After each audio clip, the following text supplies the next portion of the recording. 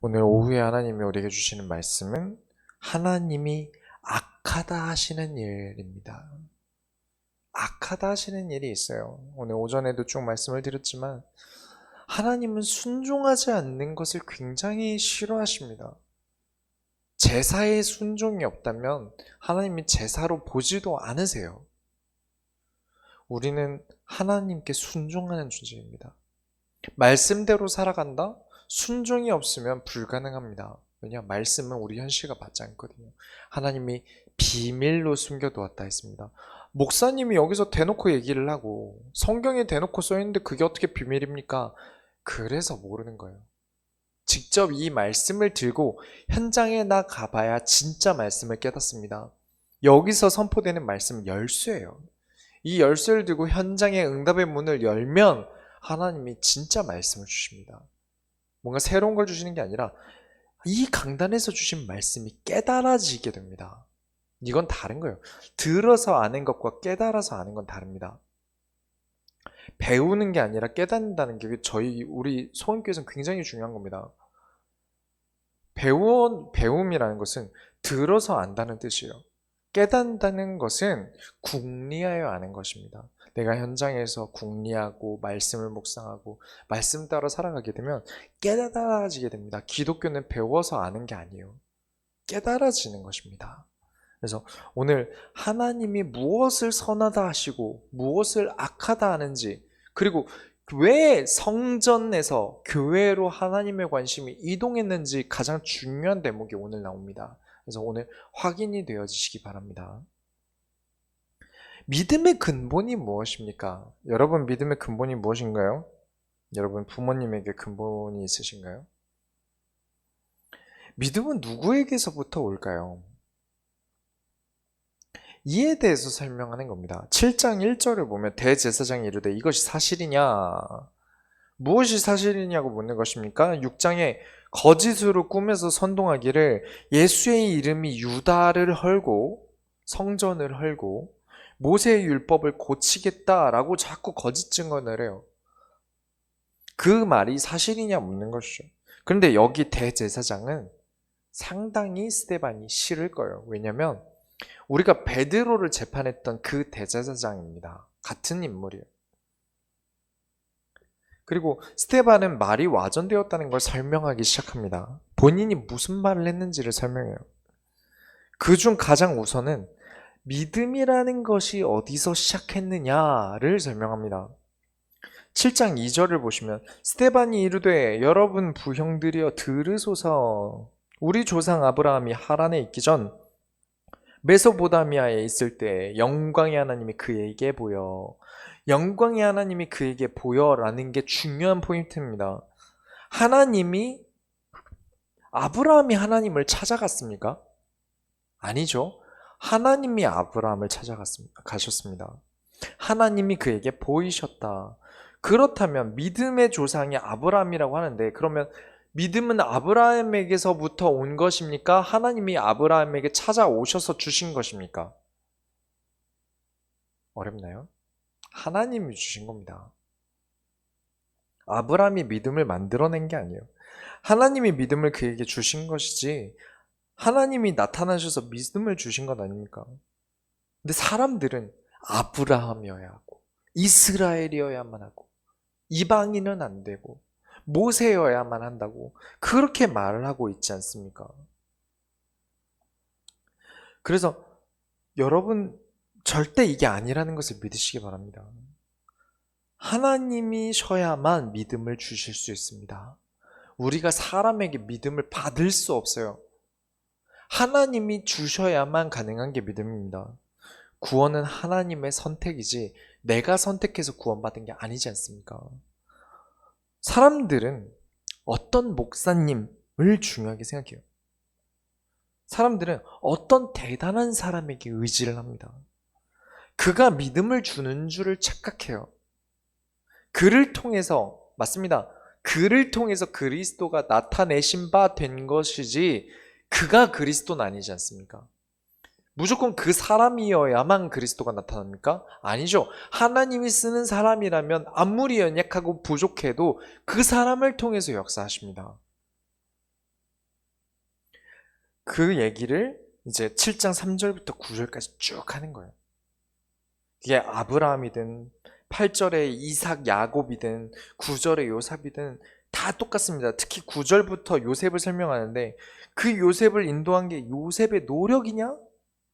아니다. 하나님이 애굽의 온 집의 통치자로 세우셨다 했습니다.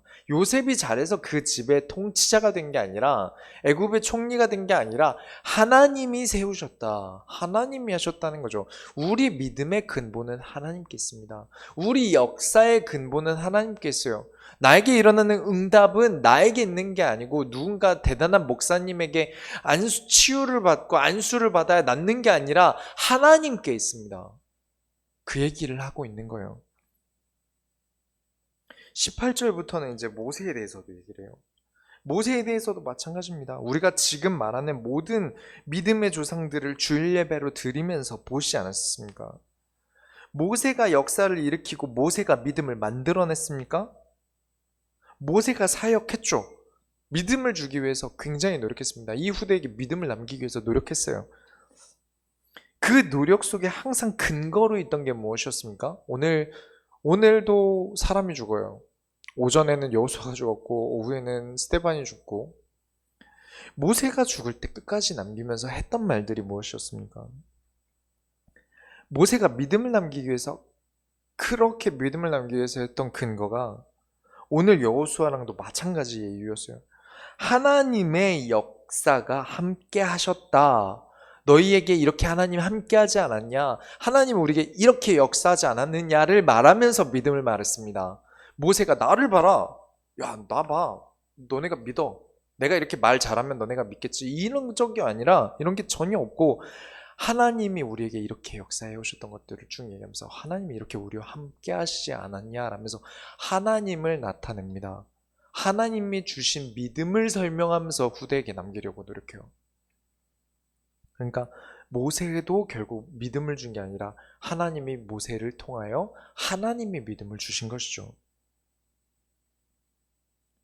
그래서 여기 나오는 모든 사람들이 그랬다는 겁니다. 모세든 그 다음의 후손이든 결국 믿음은 누구의 역사입니까? 하나님의 역사입니다. 이 사실을 잊어서는 안 돼요. 이 긴 얘기를 45절까지를 지금 이렇게 줄인 겁니다. 다 읽을 수 없고 다 설명할 수 없으니까 사실 샅샅이 다 하고 싶은데 이거 시간 관계상 그리고 또 우리가 모세오경을 쭉 해오지 않았습니까? 이 긴 얘기를 줄여서 45절까지 스데반이 얘기하는데 이게 굉장히 충격적인 이야기예요. 우리 입장에서 아 그랬나 보다 하겠지만 스데반은 이제 헬라파 유대인이지 않습니까? 지난주에 설명을 드렸죠. 여러분 만약에 재미교포가 와서요. 재미교포가 와서 그러면 발음이 좀 다르지 않습니까? 재미교포대로 한국말 하는데 뭔가 우리가 쓰는 발음이랑 조금 달라요. 그렇죠? 와서 한국사를 아주 자세히 낱낱이 얘기하면 우리 입장에서 얼마나 충격이겠습니까?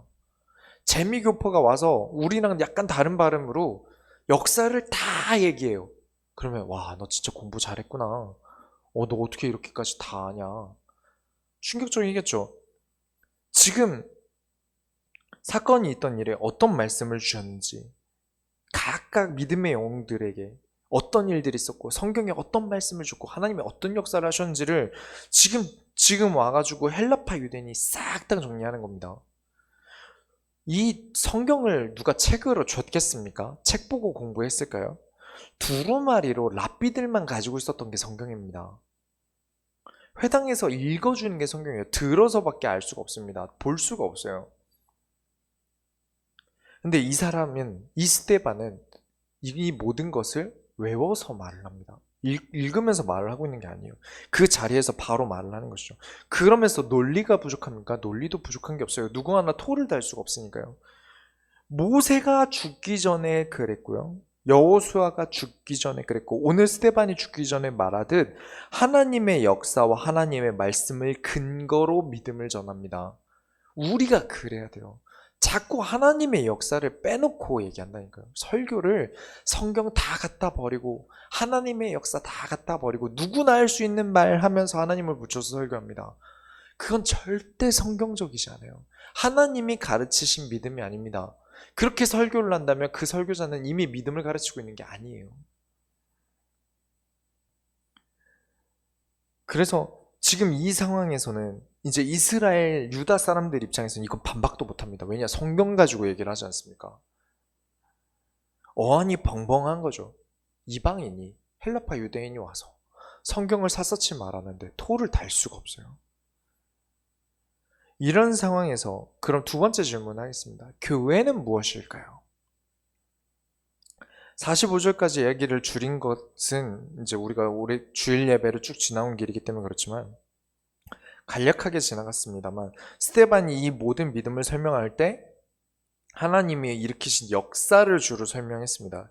그러면서 그 역사의 종지부를 짓는 일이 이제 다윗부터 일어납니다. 46절부터 47절을 보면 다윗이 하나님 앞에서 은혜를 받아 야곱의 집을 위하여 하나님의 처소를 준비하게 하여 달라고 하더니 솔로몬이 그를 위하여 집을 지었느니라. 다윗이 믿음을 은혜로 얻었어요. 그리고 한 행동이 무엇입니까? 하나님의 처소를 준비하게 해달라고 합니다. 그게 무엇이었죠? 성전입니다. 그리고 이사야로부터 수많은 선지자들이 말합니다. 무슨 말을 하냐면 믿음을 가진 자들이 예루살렘으로 모일 것이다. 그리고 이 남은 자들이 예루살렘으로 모이는데 이유는 그 믿음의 시작은 언제나 그리스도를, 오실 메시아를 믿은 사람들이 예루살렘으로 모인다라고 했습니다. 그리스도를 믿으면요, 여러분, 그리스도를 믿음으로 내가 갈 수밖에 없는 곳이 교회입니다. 하나님이 그리스도를 아는 자를 모으는 곳이 교회입니다. 교회는 그런 곳이에요. 성전은 내가 원하는 믿음을 채우기 위해서 오는 것도 아니고요. 내가 노력으로 얻는 신앙도 아닙니다. 성전에서 노력하면 믿음이 커진다? 절대 아니고요. 성전에서 내가 원하는 소원 청취를 할 수 있다? 그런 곳이 아닙니다. 하나님께 구원을 얻은 믿음을 얻고 당연히 내가 거주하게 되는 곳이 성전이라는 겁니다. 그게 다윗이 말한 믿음의 성전이에요. 우리가 구원을 믿음으로 얻었는데 예배드릴 곳이 없다? 그래서 이 교회를 시작하게 되는 겁니다. 그런데 지금 이 스데반이 보고 있는 이 예루살렘 성전은 그런 곳이 안 된 거죠. 그리스도를 알고 믿음을 통해서 오게 된 곳이 아니라 성전 자체가 믿음이 돼버린 겁니다. 성전이 믿음의 상징이 돼버렸어요. 하나님이 역사하시는 곳이 성전이 되어버린 겁니다. 성전 아니면 하나님 역사 안 한다, 이렇게 돼버린 거죠. 이미 하나님이 주시는 게 믿음이다가 아니라 모세가 주는 게 믿음이다, 성전이 주는 게 믿음이다, 이렇게 여기고 있어요. 그러니까 그렇게 시비를 건 거죠. 우리가 사도행전에 뭐라고 했습니까? 성전에서 교회로 하나님의 시간표가 이동하는 과정을 설명해 준다고 했습니다.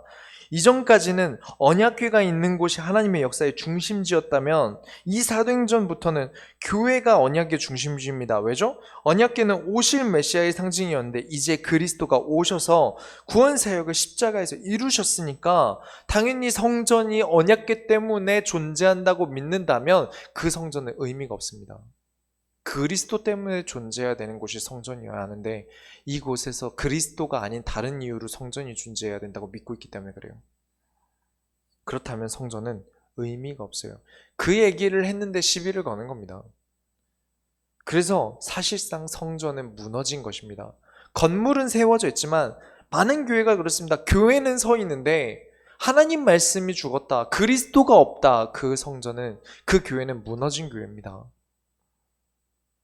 48절부터 50절에 그러나 지극히 높으신 이는 손으로 지으신 곳에 계시지 아니하시나니.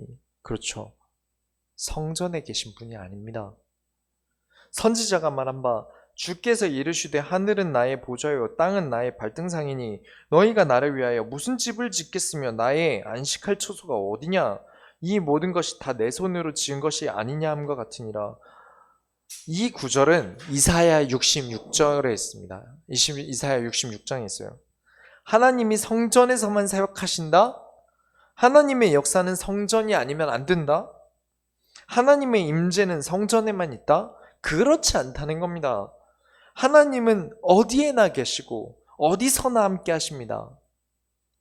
믿음의 조상님들이 그랬고 이사야가 말하지 않았느냐? 이 세상 모든 것을 창조하신 하나님이 성전에서만 사역하신다는 것은 이미 조상들이 말했던 비성경적인 일이다 라고 주장하는 거예요. 스데반에게 무엇으로 시비를 걸었습니까? 모세의 율법과 성전을 헐어버린다면서 시비를 걸지 않았습니까? 스데반은 성전을 헐자는 게 아니라 성전은 그런 의미로 존재하는 게 아니라고 하는 겁니다. 그런데 사람들은 성전을 헐자고 주장하는 것으로 듣는 이유는 도무지 본인들 머릿속에는 믿음은 모세에서 나고 성전에서 역사하신다고 믿기 때문입니다. 이 개념을 헐어버리려고 하니까 성전을 헐어버린다고 여겨버린 거예요. 이 사건은 결국 하나님의 역사가 성전에서 왜 교회로 가야 됐는지를 보여주시는 겁니다. 인식이 무너졌어요. 생각이 무너진 겁니다. 생각이 이미 성경에서 벗어나서 눈에 보이는 성전, 눈에 보이는 회당, 내가 알고 있는 모세와 같은 사람으로 이미 눈이 돌아가 버렸어요. 그게 성전이 무너진 이유입니다. 하나님이 휘장을 찢으신 이유고요. 그래서 예수님이 돌 하나 남지 않게 하겠다. 혹시 모르죠. 나중에 거기 있는 팔레스타인 사람들 밀어내고 유대인들이 성전을 다시 지을지 몰라요. 건물은 세울 수 있을지 몰라도 참된 성전은 아닙니다. 교회 많죠. 큰 교회 많습니다. 그러나 성경을 갖다 버렸다면 거긴 교회 아닙니다. 그게 스데반이 말하는 교회니까요. 그게 사도들이 말했던 교회니까요. 그것을 이어가지 않는다면 그건 교회가 아닙니다. 아니 종교 단체일 수 있겠지만 성경이 말하고 있는, 성경을 주대로 하고 있는 기독교는 아니에요. 그리고 그렇기 때문에 여러분 아셔야 됩니다. 교회가 언제 무너지느냐? 교회 역시 하나님의 말씀의 역사를 더는 확인하지 않고 사람에게 기대고 교회 건물에 기대고 어떤 목사님의 은사에 기댄다면 거긴 교회 아닙니다. 그 교회는 무너지게 돼 있어요. 언제 무너집니까? 바로 안 무너집니다. 우린 바라죠. 저렇게 되면 무너질 거야. 저렇게 불신앙하니까 무너질 거야. 근데 왜 안 무너지죠? 항상 그래왔습니다. 후대에 무너집니다. 그렇죠. 성전은 이때 무너지지 않았습니다. 이후에 후대 때 무너졌습니다. 솔로몬의 성전 후대 때 무너졌습니다. 여룻바알 성전 후대가 불신앙할 때 무너졌습니다. 불신한 그때 무너지잖아요. 항상 후대 때 무너집니다. 더 큰 문제입니다. 그래서 지금 우리가 사도행전에서 보는 이 시대 사람들은 이 믿음이 완전히 무너졌어요. 그래서 후대가 이스라엘이, 유다가 로마에 멸망이 되는 겁니다. 두 번째로 사람 때문에 말씀을 버렸다는 것입니다. 목이 곧고 마음과 귀에 할례받지 못한 사람들이 스데반을 2번 죽여도 어쩔 수 없는 말을 스데반이 해버려요. 51절에 목이 곧고 마음과 귀에 할례를 받지 못한 사람들아 너희도 너희 조상과 같이 항상 성령을 거스르는도다. 말이 심하죠. 여기 모여서 스데반을 죽이려 하는 사람들은 조상을 통해 믿음을 얻으려고 하는데 스데반은 너희 조상과 같이 항상 성령을 거스르는도다 해버립니다. 무슨 말입니까? 모세를 얼마나 좋아합니까? 영웅들을 얼마나 좋아합니까? 그것 때문에 스데반 죽이려 하는 거 아닙니까? 그런데 너희는 오히려 반대로 악한 조상, 믿음이 없는 조상들을 따라간다. 이래 보니까 화가 나는 겁니다. 너희가 존경하는 모세는 그렇게 안 했는데 너희가 미워하는 조상처럼 너희가 지금 하고 있지 않느냐라고 말하는 것이죠. 52절에 너희 조상들이 선지자들 중에 누구를 박해하지 아니하느냐? 의인이 오시리라 예고한 자들을 그들이 죽였고 이제 너희는 그 의인을 잡아준 자요 살인한 자가 되나니. 누구 얘기하는 것이죠? 의인이 올 것이다 라는 말을 했던 선지자들을 죽였고 핍박했던 조상들보다 너희들이 더 나쁘다. 왜냐? 너희는 그 의인, 너희는 그 예수를 십자가에 못 박아 죽이지 않았냐. 항상 너희가 부끄러워하고 싫어하는 조상들은 그리스도께서 오시리라 예언했던 자들을 박해했는데 그런데 너희는 그 오시리라 한 예수를 죽였다. 오셨는데 죽였다. 53절에 너희는 천사가 전한 율법을 받고도 지키지 아니하였도다 하니라. 율법을 폐한다? 내가 지금 모세가 말한 율법을 폐한다고 시비를 걸었지? 아니다. 하나님이 율법을 통해 주신 메시아를 받고도 지키지 않았으니까 너희는 율법을 지키지 않은 것이다. 모세를 통해 주셨던 희생제사의 주인공 되신 그 그리스도 오셨는데 너희가 죽이지 않았냐. 그 얘기를 하고 있는 겁니다. 엄청 심한 말이에요. 성경 공부를 하러 매번 회당에 들어오는 사람들에게는 아주 심한 말인데 이 말 어디서 했습니까? 회당에서 했습니다. 여러분의 꿈이 범죄자 누구?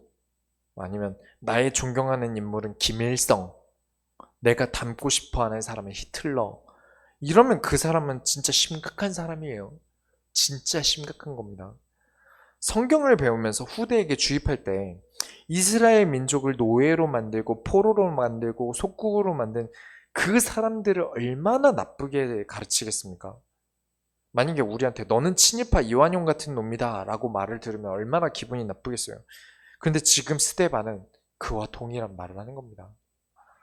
그런데 나름 열심히 성경 공부한다고 회당에 모이는 사람들에게 선지자를 박해하는 조상이라고 말해버린 것이죠. 그러면 이렇게 하나님 말씀에 반박할 수 없는 근거가 확실한 말을 들었다면 오늘 오전의 말씀같이 하나님께 순종하는 지혜로운 자들은 어떻게 합니까? 그래, 너의 말이 맞다. 네가 이스라엘을 살렸구나. 이러지 않았습니까?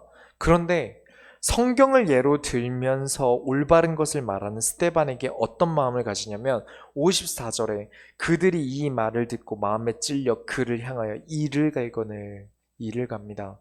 정말 목이 곧고요. 마음에 하나님을 믿는 언약의 할례가 없이 사람만 바라보는 사람이 내가 지금까지 믿어왔던 것만을 생각하는 사람들입니다. 두 번째로 하나님의 영광과 예수께서 서신 것을 보았답니다. 물 좀 마시겠습니다.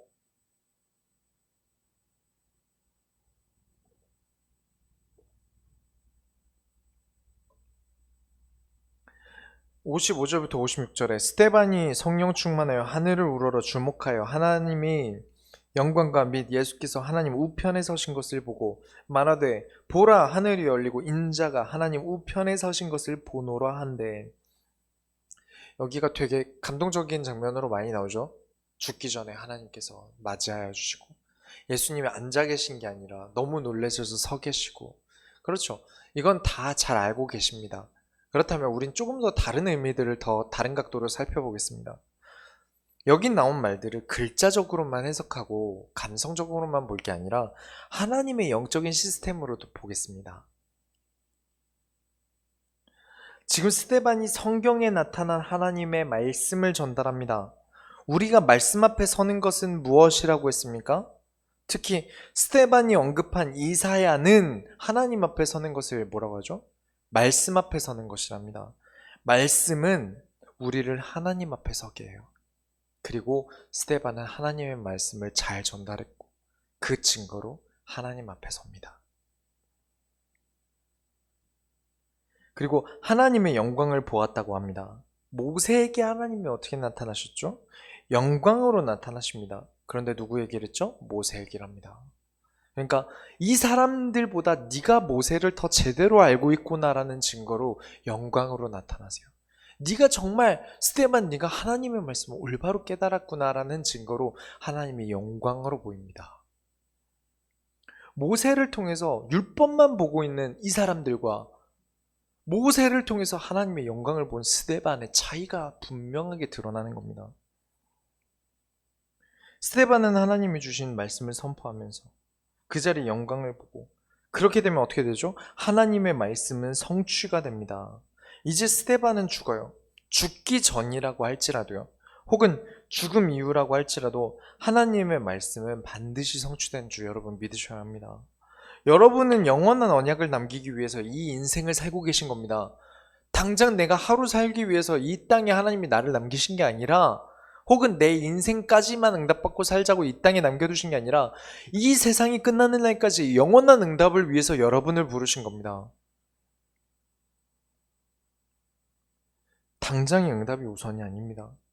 하나님이 나를 이 땅에 남기신 인생의 목적이 있지 않습니까? 그래서 우리 교회에서 뭐라고 하죠? 하나님이 우리에게 주신 소원이다 라고 합니다. 그래서 지금 스데반은 하나님 앞에, 그리스도 앞에 서서 하나님의 말씀의 성취를 봅니다.